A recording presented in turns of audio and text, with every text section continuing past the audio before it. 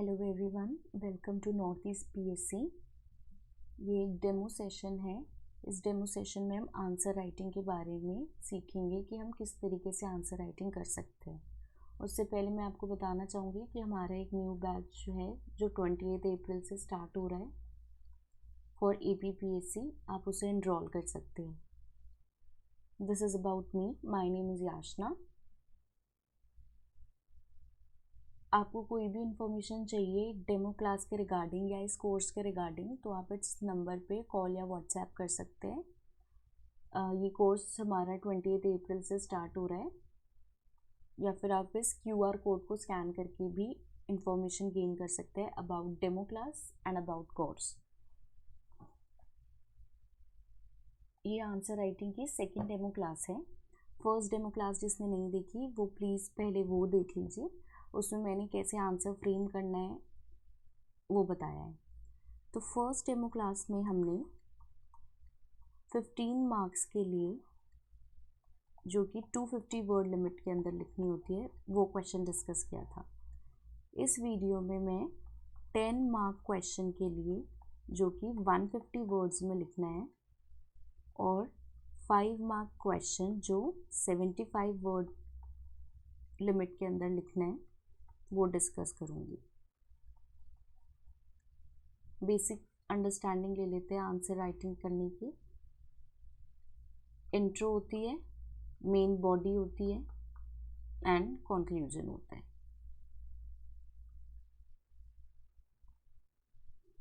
तो किसी भी क्वेश्चन को जब आप रीड करते हो तो सबसे पहले आपका काम होना चाहिए कि ब्रेनस्टॉर्मिंग करिए। उस क्वेश्चन के बारे में सोचिए, 4-5 पॉइंट्स आपके रेडी रहने चाहिए। जब भी आप किसी भी क्वेश्चन को रीड करते हो, be it history, geography, economy, polity, 4-5 criteria होते हैं जो उस क्वेश्चन में फुलफिल करने चाहिए आपको। तो उस चीज़ को स्ट्रॉन्ग करने के लिए आपकी ब्रेनस्टॉर्मिंग पावर जो है वो बहुत स्ट्रॉन्ग होनी चाहिए। ठीक है, तो आज हम जो क्वेश्चन डिस्कस करेंगे वो भी PYQ ही है। आप इस क्वेश्चन को रीड करिए, आप देखिए कि इस क्वेश्चन में क्या पूछा गया है, फिर 1 मिनट के बाद हम स्टार्ट करते हैं इस क्वेश्चन को। ठीक है, अच्छे से रीड करिएगा क्वेश्चन कि मेन क्या चीज़ पूछी गई है। और ये जो क्वेश्चन है वो 10 मार्क का है फॉर 150 वर्ड।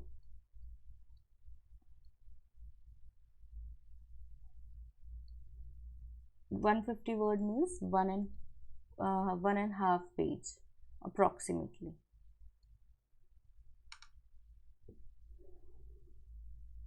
अगर आपको इसके पॉइंट्स कुछ समझ आते हैं, आपको लगता है कि इस पॉइंट्स से हम गो थ्रू कर सकते हैं, तो आप वो कमेंट सेक्शन में लिख सकते हैं। अदरवाइज यहाँ तो हम डिस्कस करेंगे। ऑलराइट, तो इंट्रो में मैं आपको बताऊंगी कि इस क्वेश्चन को हम कैसे लिख सकते हैं। सबसे पहले हम रीड करेंगे अच्छे से। How did the development of modern communication and transport system contribute to the rise of nationalist sentiment during 19th century. तो क्वेश्चन में 2 चीज़ों पे हमें ध्यान देना है कि पूछा क्या है। Modern communication and transport system के बारे में पूछा है, जिसने नेशनलिस्ट सेंटिमेंट को राइज दिया। कब? 19th सेंचुरी में। तो 3 चीज़ें हमें इस क्वेश्चन से पता चली है, और हम ट्राई करेंगे कि हम इन 3 मेन पॉइंट्स पर ही स्टिक रहें। तो हम इंट्रो कैसे लिख सकते हैं?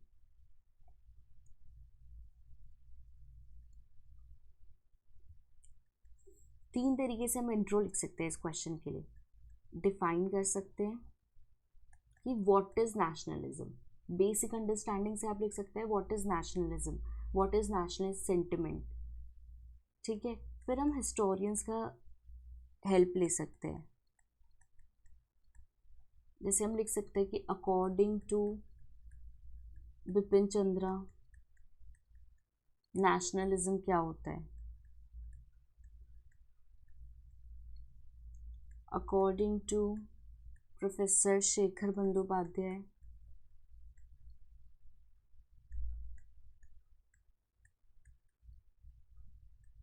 नेशनलिज्म क्या होता है। अगर हम हिस्टोरियंस को कोट करेंगे स्पेशली इन हिस्ट्री, तो हमें मार्क्स फेच करना इजी हो जाएगा कि इन हिस्टोरियंस ने ये चीज़ कही है, हम उसे कोट करके लिख सकते हैं। एंड थर्ड हम लिख सकते हैं प्रोमिनेंट लीडर्स, कि अकॉर्डिंग टू गांधी जी, नेहरू, वो क्या समझते थे नेशनलिज्म को। हम मॉडर्न लीडर्स भी ले सकते हैं।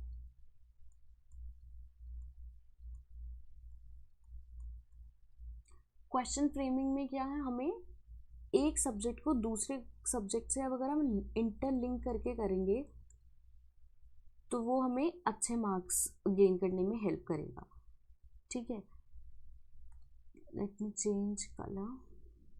तो हम मेन बॉडी में क्या लिख सकते हैं, जैसे आपको पता है कि ट्रांसपोर्ट एंड कम्युनिकेशन ही पूछा है, तो हमें इसी पे स्टिक रहना है। बहुत सारे अदर फैक्टर्स भी है बट हमें उस तरफ नहीं जाना।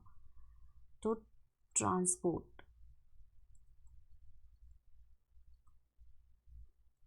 मेरे लिखने से पहले आप कमेंट बॉक्स में भी बता सकते हैं कि ट्रांसपोर्ट में क्या क्या चीज़ें हेल्प की थी जिसने नेशनलिस्ट सेंटिमेंट को राइज किया था।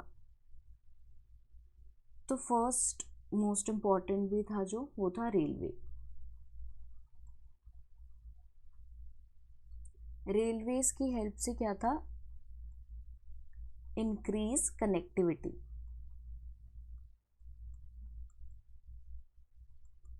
और कनेक्टिविटी इंक्रीज करने से क्या हुआ,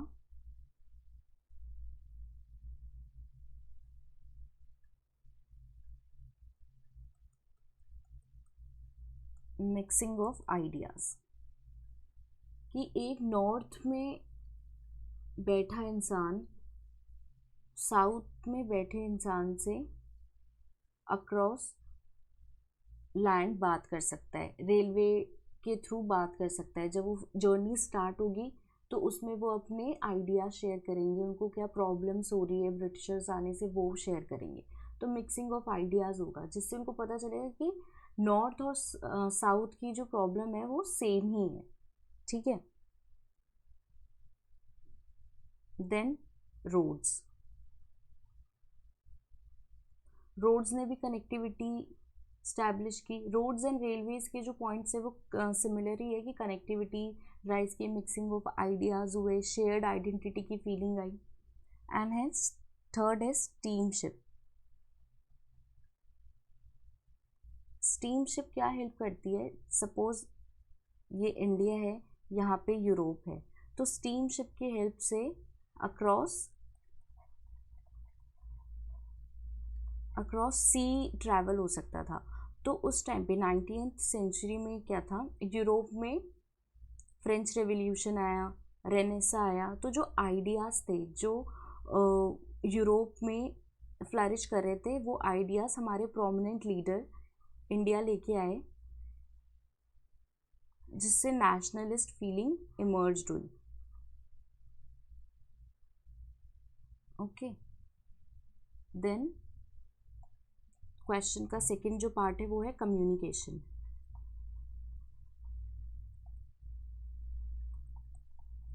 तो कम्युनिकेशन में क्या क्या चीज़ें हेल्प की नेशनलिज्म को राइज करने में, role of press,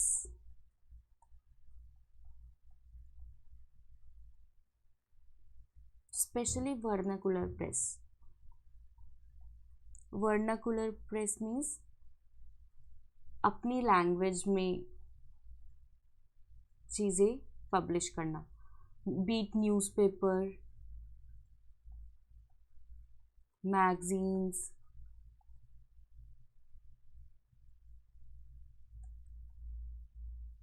and books,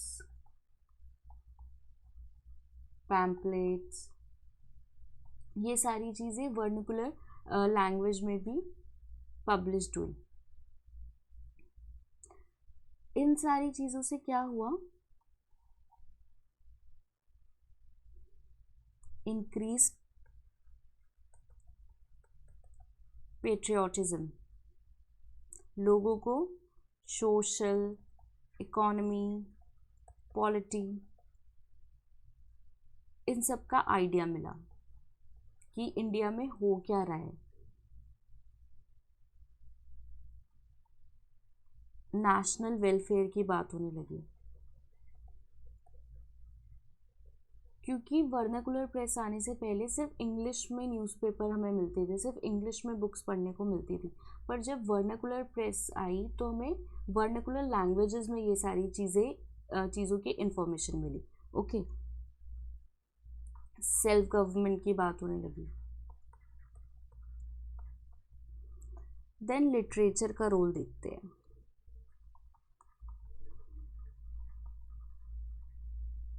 जो प्रोमिनेंट लीडर्स थे जैसे रविंद्रनाथ टैगोर, उनकी नॉवेल्स, एसे, पोएट्री, इसने भी हेल्प की नेशनलिस्ट फीलिंग को राइज करने में। Then post offices,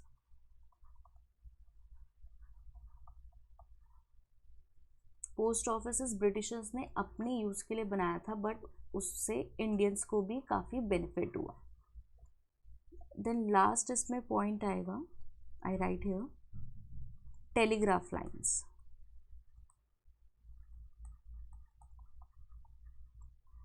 telegraph lines ने भी हेल्प की इंडियंस को कि वो अपनी इंफॉर्मेशन वन प्लेस से दूसरी प्लेस में ट्रांसफ़र कर सके। ठीक है, तो ट्रांसपोर्ट एंड ये ट्रांसपोर्ट के एग्जांपल्स थे और ये कम्युनिकेशन के एग्जांपल थे। हमें ध्यान रखना है कि ये क्वेश्चन सिर्फ 150 वर्ड्स का है, तो हमें अपने पॉइंट्स को लिमिटेड रखना है और क्रिस्प रखना है अपना आंसर। ठीक है, तो इस पूरे मैं एक फ्लो चार्ट काइंड ऑफ बना देती हूँ यहाँ पे, जिससे आपको हेल्प रहे। ट्रांसपोर्ट प्लस कम्युनिकेशन से क्या क्या हेल्प हुआ। faster spread of ideas, mixing of ideas and information,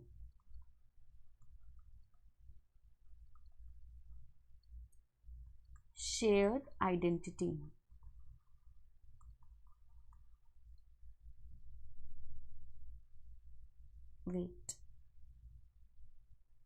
shared identity,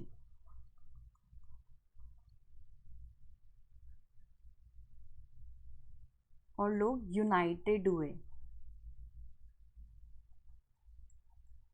जिसने क्या हेल्प किया, protest against British exploitation.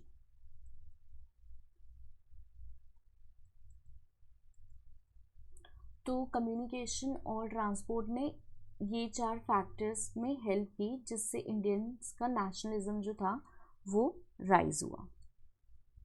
Okay, जब भी आप किसी भी आंसर को लिखे तो इन 5-6 मेजर पॉइंट्स लिखिए और उसके अंडर सब टॉपिक्स दे सकते हैं, सब पॉइंट्स दे सकते हैं, या फिर पैराग्राफ में भी लिख सकते हैं आप, क्योंकि ये 150 वर्ड्स का है, तो हमें वर्ड लिमिट का ख्याल रखते हुए, ध्यान रखते हुए अपना क्वेश्चन सॉल्व करना। ठीक है, आप फ्लो चार्ट बना सकते हैं। अगर आप आंसर राइटिंग प्रैक्टिस कर रहे हैं या फिर अपने नोट्स बना रहे हैं तो ट्राई कीजिए पैराग्राफ ना लिखे, नोट्स फॉर्म में बनाए, पॉइंटर फॉर्म में बनाए, फ्लो चार्ट्स बनाए।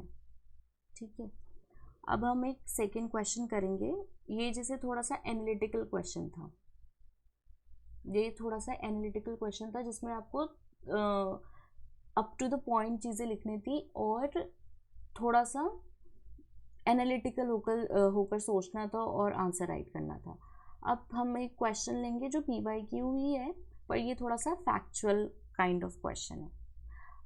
We have to do it क्योंकि क्वेश्चंस आते हैं इससे।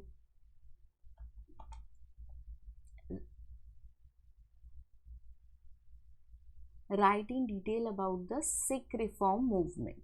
जो सिख रिफॉर्म मूवमेंट था उसके बारे में लिखना है। ये भी 10 मार्क क्वेश्चन है और 150 वर्ड्स का है, 150 वर्ड लिमिट है। तो इसके इंट्रो में हम क्या लिख सकते हैं, हम जैसे हमसे पूछा गया है सिख रिफॉर्म, तो हम सिखिज़म पे ही कॉन्सेंट्रेट करेंगे कि सिख रिफॉर्म से क्या क्या बेनिफिट हुए, सोशल, पॉलिटिकल, इकोनॉमिकल, रिलीजियस, इन 4 पैरामीटर्स पे हम अपना इंट्रो लिख सकते हैं। या फिर हम किसी प्रोमिनेंट सिख लीडर को कोट करके इसका इंट्रो लिख सकते हैं। तो ये ब्रॉडली जो इसका जो मेन बॉडी है उस पर देखते हैं। तो फर्स्ट मूवमेंट आया था, ये मैं आपको फिर से बता रही हूँ, काफ़ी फैक्चुअल क्वेश्चन है और हमको इस तरीके के क्वेश्चन प्रिपेयर करने पड़ेंगे क्योंकि एग्ज़ाम में पूछ रहे हैं। तो फर्स्ट है कुको मूवमेंट,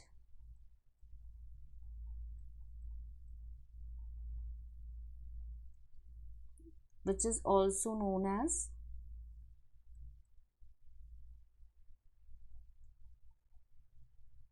नामधारी मूवमेंट।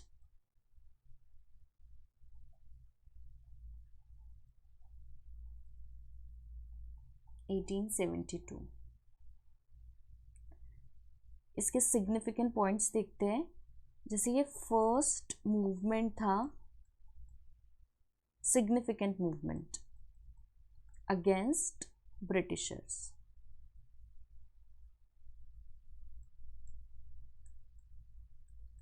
Against British rule.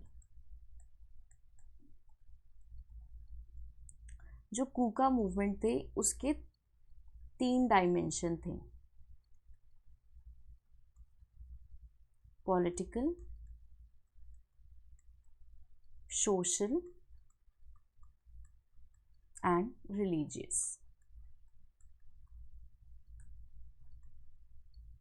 इसके जो प्रोमिनेंट लीडर थे वो कौन थे? बाबा राम सिंह।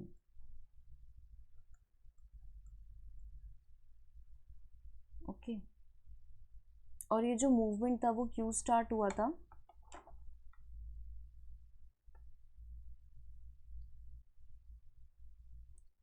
Religious revival. कौन सा रिलीजन के रिवाइवल की बात हुई होगी? सिखिज्म की। And return to Sikhism's original teaching.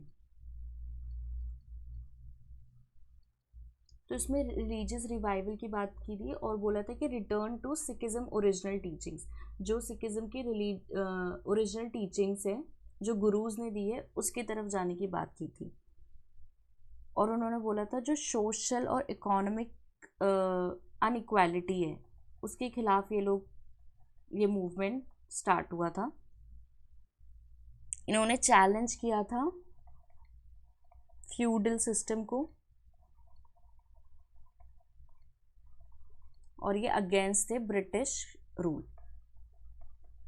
ठीक है, तो ये 4-5 पॉइंट्स है सिर्फ कूका मूवमेंट के। 2 मूवमेंट जो प्रोमिनेंट देखे थे जो सिख रिफॉर्म में यूज आए थे वो है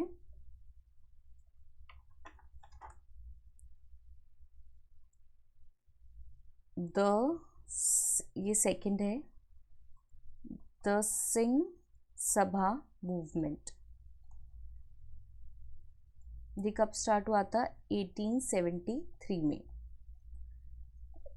ये अमृतसर में फाउंड हुआ था। इसके क्या ऑब्जेक्टिव थे इस मूवमेंट के? इसके मेन 2 ऑब्जेक्टिव थे।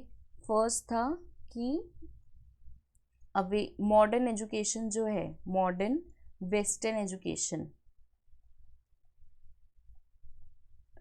वो प्रोवाइड करे सिक्स को। एंड सेकंड था कि काउंटर करना है क्रिश्चियन मिशनरीज को एंड ब्रह्मो समाज, आर्य समाज एंड मुस्लिम्स। तो इसके 2 ऑब्जेक्टिव ये थे कि सिखिज्म को वेस्टर्न एजुकेशन प्रोवाइड करनी है एंड काउंटर करना है अदर रिलीजियस रिफॉर्म्स को। और जैसे मॉडर्न एजुकेशन के लिए इन्होंने क्या किया? Khalsa colleges and school establish किए।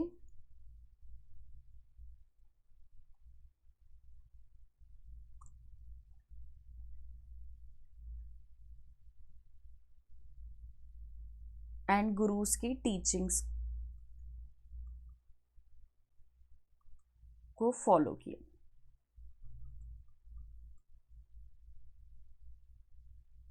सिख डॉक्ट्रिन जो थी उसको फॉलो किया।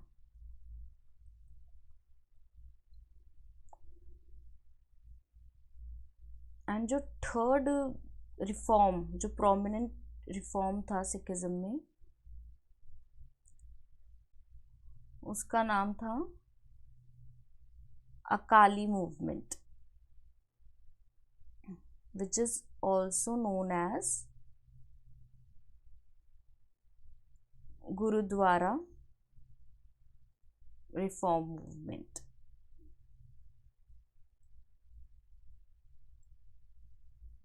इसका ईयर था 1920 से 1925।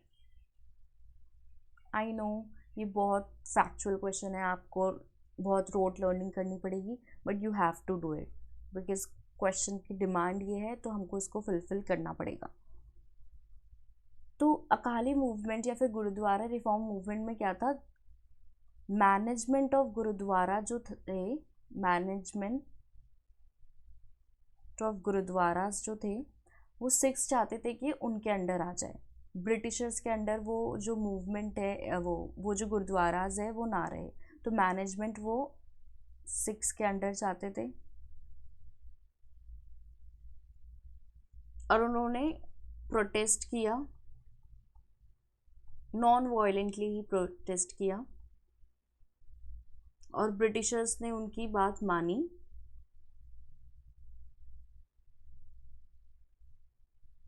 और 1922 में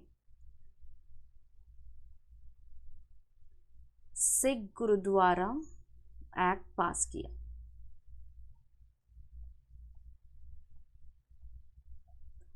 ठीक है। अब इसके कंक्लूजन में क्या लिख सकते हैं हम, क्योंकि मैंने आपको बताया कंक्लूजन थोड़ा सा पॉजिटिव नोट पे होना चाहिए, पर यहाँ पे तो मूवमेंट्स ही हो रहे थे, बट हम इसमें इसके फीचर्स बता सकते थे कि जो मूवमेंट्स थे वो सारे नॉन वायलेंट थे, ये रिलीजियस मूवमेंट थे,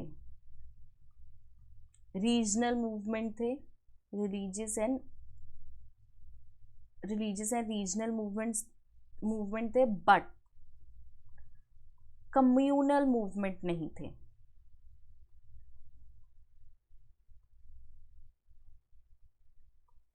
और यहाँ पे ये भी लिख सकते हैं कि यूनिटी बढ़ी, नेशनलिज्म बढ़ा, ये सारे पॉइंट्स हम इसमें लिख सकते हैं। ठीक है, तो ये हमारा सेकंड क्वेश्चन भी सॉल्व हुआ। अब हम देखेंगे अपने 5 मार्क के लिए, 5 मार्क्स 75 वर्ड लिमिट। तो हमें इसमें और अच्छे से लिखना है, बहुत क्रिस्प चीज़ें लिखनी है, जो पूछा है उतना ही लिखना है। तो जैसे हंटर कमीशन है, तो हम इसमें इसका बैकग्राउंड लिख सकते हैं। अब इसमें हम फॉर्मेट फॉलो नहीं कर सकते क्योंकि सिर्फ 75 वर्ड्स लिखने हैं, तो इंट्रो, मेन बॉडी, कंक्लूजन, ये थोड़ा सा डिफिकल्ट हो जाएगा। तो जो पूछा है उसके बारे में सारी इन्फॉर्मेशन देने का ट्राई करेंगे। तो जैसे बैकग्राउंड है इसका, हंटर कमीशन का बैकग्राउंड क्या था, आप सभी को जलियांवाला बाग मैसेकर पता होगा, उसके बारे में था। तो 13 अप्रैल 1919 में जो जलियांवाला बाग मैसेकर हुआ था,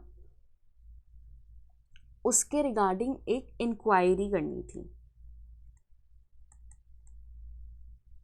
तो उसके लिए एक कमीशन स्टैब्लिश की, जिसको हंटर कमीशन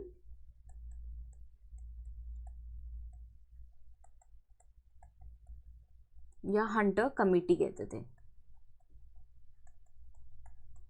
और हंटर कमेटी क्यों कहते थे, क्योंकि जो इसके मेन चेयरपर्सन थे उनका नाम था William Hunter.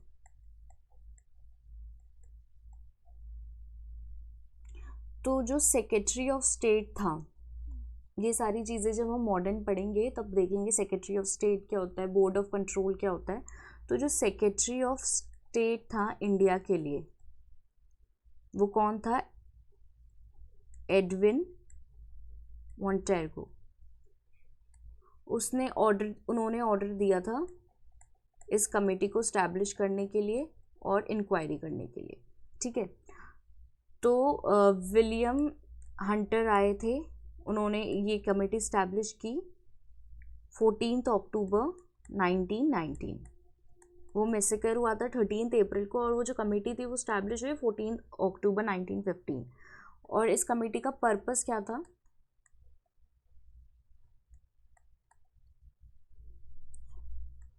Investigation for recent disturbance, क्योंकि सिर्फ और सिर्फ पंजाब या अमृतसर में ही ये सारे डिस्टर्बेंस नहीं हुए थे, नॉन वायलेंस तरीके से, वायलेंट तरीके से भी बहुत जगह डिस्टर्बेंस हो रही थी। आप कमेंट बॉक्स में बता सकते हैं कि कौन सी डिस्टर्बेंस थी, मतलब कौन सा एक एक्ट आया था। मैं आपको हिंट देती हूँ, कोई एक एक्ट आया था जिसकी वजह से सारे इंडिया में जो था वो डिस्टर्बेंस स्टैब्लिश हुई थी। 1919 के टाइम पे देखिएगा, उससे पहले कि कौन सा एक्ट आया था। इन्वेस्टिगेशन फॉर रीसेंट डिस्टर्बेंस, और ये रीसेंट डिस्टर्बेंस कौन कौन सी सिटीज़ में देखने के लिए बोला था? बॉम्बे, दिल्ली एंड पंजाब, इन तीन, और पंजाब में स्पेशली अमृतसर। और इस कमेटी, ये जो कमेटी है उसमें इंडियन मेंबर्स भी थे।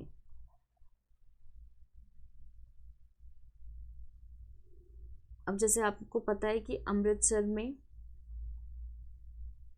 जलियांवाला बाग मैसेकर हुआ था,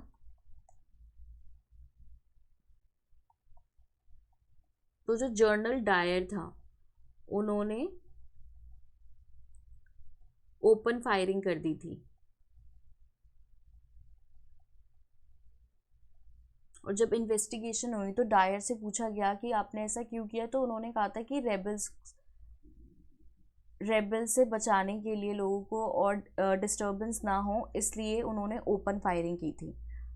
तो जब वो कमेटी बैठी तो डायर को कोई ऐसी पनिशमेंट या कोई पीनल पनिशमेंट भी नहीं दी गई, और ना ही कोई डिसिप्लिनरी एक्शन लिया गया।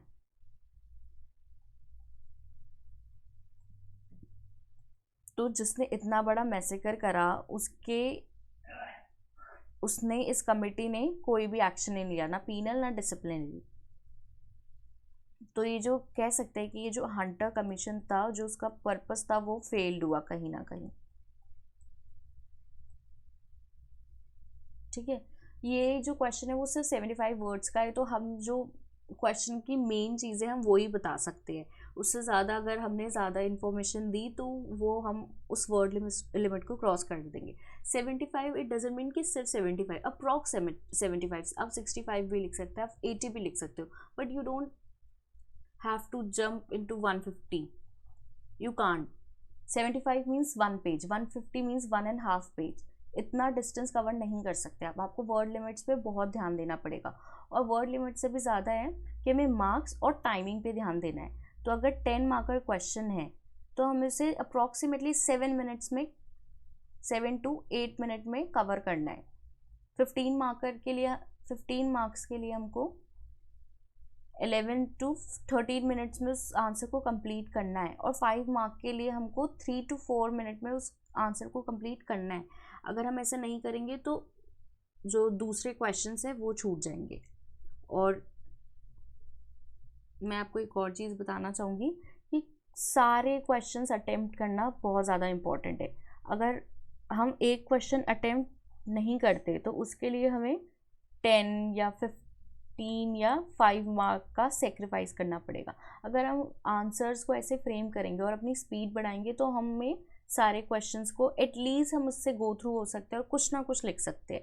ज़रूरी नहीं है हमें हर बार सारे आंसर्स आए, बट हम उसको अटेम्प्ट ज़रूर कर सकते हैं।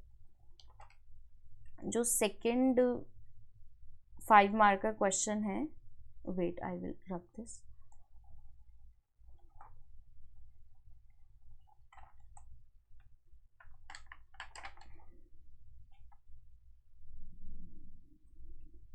जो सेकंड 5 मार्कर क्वेश्चन है वो है अबाउट डांडी मार्च। अभी हमने सिर्फ मॉडर्न के ही क्वेश्चन डिस्कस किए, हम आगे क्लासेस में मिडिवल, पोस्ट इंडिपेंडेंस, एंशिएंट के भी क्वेश्चन डिस्कस करेंगे, ठीक है। तो डांडी मार्च, जो डांडी मार्च है वो also known as salt march, Dandi सत्याग्रह।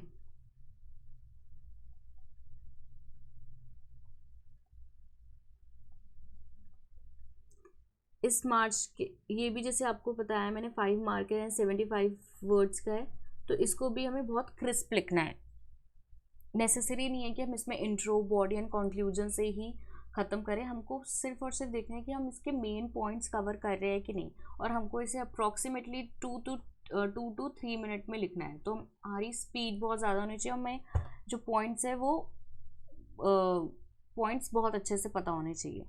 तो इसके फीचर्स देखते हैं हम।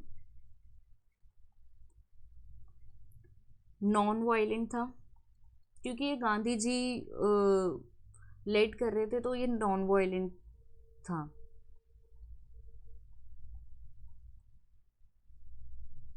Civil disobedient, non violent civil disobedient, led by whom?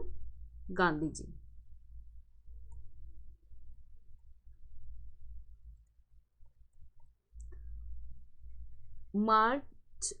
मार्च जो है वो स्टार्ट कब हुई थी? 12 मार्च 1932, 6 अप्रैल 1930। जैसे अगर आप ये थोड़े से फैक्ट्स लिख देंगे कि कब स्टार्ट हुई, कब से, तो वो ठीक रहेगा। History is not always about facts, but कभी कभी हमें फैक्ट्स यूज़ करने पड़ते हैं। और ये जो मार्च थी वो क्यों स्टार्ट हुई थी? सॉल्ट टैक्स की वजह से, क्योंकि जो ब्रिटिशर्स थे वो सॉल्ट टैक्स बहुत हाई ले रहे थे, और आप सबको पता है सॉल्ट एक बेसिक नेसेसिटी है जो हर किसी के घर में यूज़ होती है, आज भी होती है, पहले भी होती थी। तो जो सॉल्ट पे टैक्स था उसके लिए गांधी जी ने ये डांडी मार्च स्टार्ट की थी। प्रोटेस्ट अगेंस्ट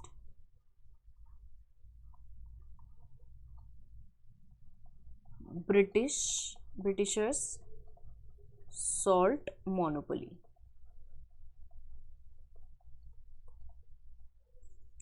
और ये स्टार्ट हुई थी साबरमती आश्रम टू कोस्टल, एक जगह है गुजरात में ही, दांडी, वहाँ तक कोस्टल टाउन है, साबरमती टू दांडी ये मार्च चली थी। गांधी जी 78 फॉलोअर्स के साथ निकले थे और उन्होंने 241 माइल्स ट्रैवल किया था। इस सॉल्ट मार्च में क्या था कि ये मार्च साबरमती से दांडी तक तो चल रही थी, पर ये सिर्फ गुजरात तक ही नहीं थी, ये अक्रॉस नेशन ये मार्च थी। एक मार्च यहाँ से यहाँ तक थी जो गांधी जी लेड कर रहे थे। साउथ में भी बहुत सारी जो मार्च थी वो लेड कर रहे थे, सरोजनी नायडू ने भी एक मार्च लेड की थी। तो ये एक ऐसा डांडी मार्च एक ऐसी मार्च थी जिसने पूरे इंडिया को यूनाइट किया था अगेंस्ट ब्रिटिशर्स, ठीक है। तो यहाँ पे हमारे चारों क्वेश्चंस मैंने आपको ट्राई किया कि मैं बता सकूँ कि आप कैसे सॉल्व करेंगे। कल की वीडियो में हमने 15 मार्कर देखा था, आज की वीडियो में हमने 10 मार्कर एंड 5 मार्कर देखा। 15 एंड 10 मार्कर में तो हम इंट्रो, बॉडी एंड कंक्लूजन पे खास ध्यान देंगे, अपनी स्पीड पे ध्यान देंगे, अपने नॉलेज पे ध्यान देंगे, ब्रेन स्टॉर्मिंग पे ध्यान देंगे। 5 मार्क पे हम अप टू द पॉइंट लिखने का ट्राई करेंगे और क्रिस्प लिखने का ट्राई करेंगे, ठीक है।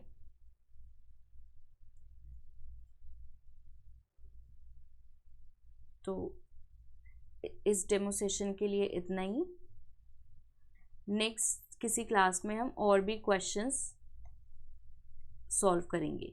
मीन्स आंसर राइटिंग के लिए अब प्रीलिम्स के भी हम देखेंगे कि 10-15 क्वेश्चंस हम प्रीलिम्स के भी कर लेंगे कि कैसे सॉल्व करना है, एलिमिनेशन मेथड लग रहा है कि नहीं लग रहा। ठीक है, तो आज के लिए इतना ही। Thank you.